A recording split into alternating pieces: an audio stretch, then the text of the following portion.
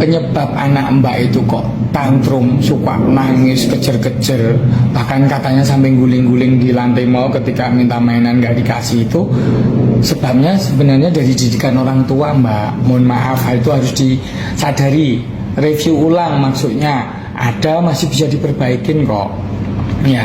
Jadi tumbuh kembang psikologi anak itu dari umur bayi lahir sampai umur 18 bulan itu kira-kira itu pada fase trust and distrust. Jadi percaya pada seseorang karena masih tergantung, belum bisa jalan, belum mulai belajar melangkah, berdiri, belum bisa makan. Jadi belajar kepercayaan pada orang tua. Kalau orang tuanya misalnya sering nyuapin, main kemana ditemenin, didongengin, dinyanyikan, tumbuh kepercayaan besar pada orang tua. Ada mamanya pada ayahnya.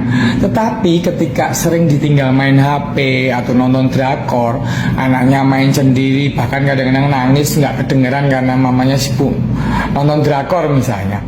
Nah itu anak jadi kepercayaannya kepada mama sama ayahnya kurang. Terus kemudian ketika udah usia 18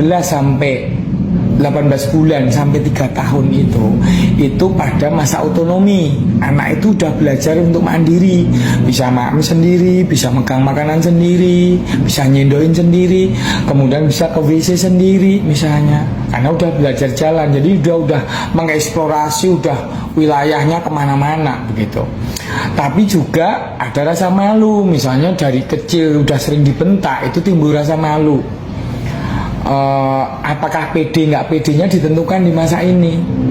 Kemudian fase ketiga itu pada umur 3 tahun sampai 5 tahun.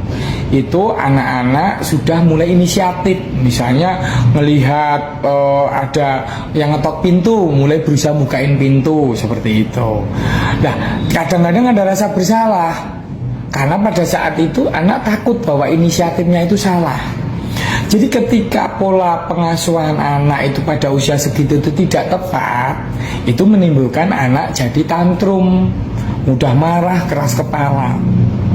Jadi umumnya itu fase pertumbuhannya loh ya, tapi coba dikoreksi dulu sementara mbak. Ketika anak itu selalu nomor satu, selalu diturutin keinginannya, itu dia akan tumbuh menjadi anak yang keras kepala. Karena dengan nangis, dengan rewel, dia akan mendapatkan keinginannya. Jadi anak itu ketika keinginannya tidak tepat, itu harus mendapatkan penolakan. Jadi biarkan belajar kecewa.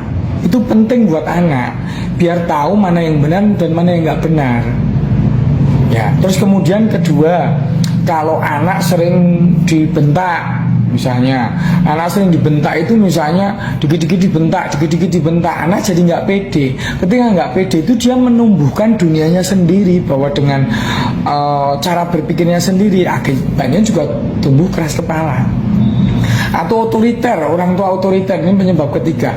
Otoriter itu anak misalnya nggak boleh main ke tetangga, karena takut misalnya ada berita penculikan atau apa, tuh anak benar-benar nggak boleh keluar rumah.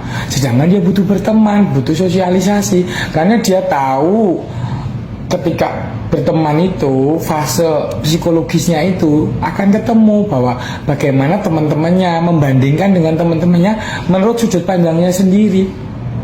Ini terkait juga dengan penyebab keempat, orang tua itu suka membanding-bandingkan anaknya. Kalau orang tua udah membanding-bandingkan anaknya, sudah anaknya timbul nggak percaya diri dan dia tumbuh dalam pemikiran di dunianya sendiri.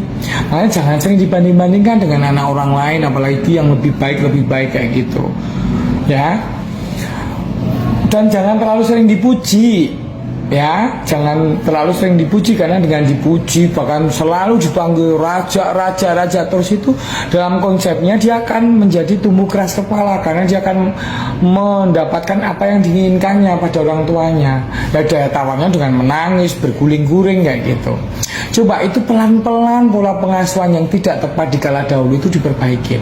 Bisa kok, pelan-pelan. Coba pelajarin lagi ya.